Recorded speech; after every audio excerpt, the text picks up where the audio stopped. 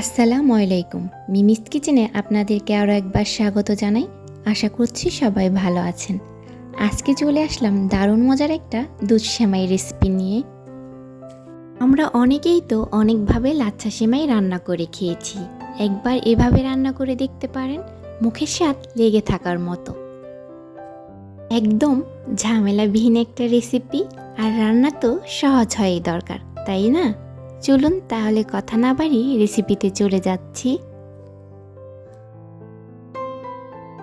তরল দুধ দিয়ে দিচ্ছি 1 লিটার, হাফ কাপ পরিমাণ দিয়ে দিচ্ছি গুঁড়ো দুধ। এখন এই দুধটাকে আমি ভালো করে জাল করে নেব। সেমাই রান্না করার জন্য কিন্তু দুধটাকে ভালো করে জাল করে ঘন করে নিতে হবে। দুধটা যতই জাল করা হবে ভালো করে, ততই সেমাইয়ের টেস্টটা কিন্তু অনেকটাই বেড়ে যাবে।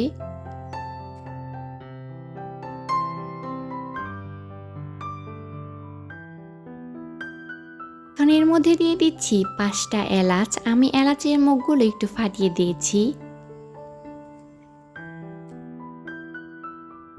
এখন এর মধ্যে দিয়ে দিচ্ছি 2 চা চামচ চিনি। আপনারা কিন্তু আপনাদের টেস্ট অনুযায়ী চিনিটা বাড়িয়ে কমিয়ে নিতে পারেন।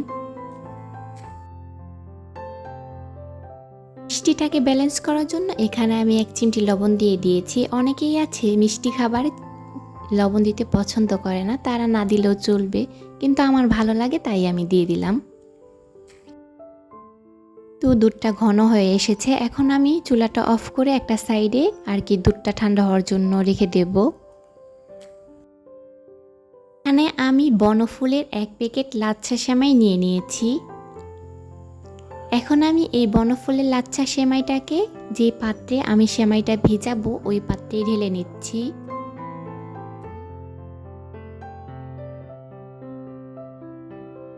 আমি এখন দিয়ে দিচ্ছি কিশমিশ সেমাইয়ের উপরে।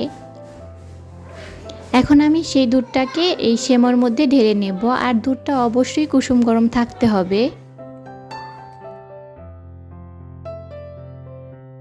এখন এর উপরে দিয়ে দিচ্ছি আমি কিছু ড্রাই ফ্রুট আর কিছু জাফরান। আপনারা এটা অপশনাল, দিলেও দিতে পারেন, না দিলে কোনো দরকার নেই।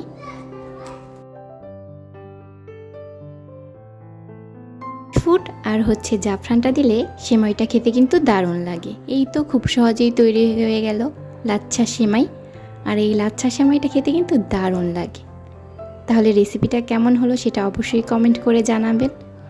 মিমিস কিচেনের সাথেই থাকবেন, আর রান্না তো সহজ হওয়াই দরকার, তাই না? সবাই ভালো থাকবেন, সুস্থ থাকবেন। আল্লাহ হাফেজ।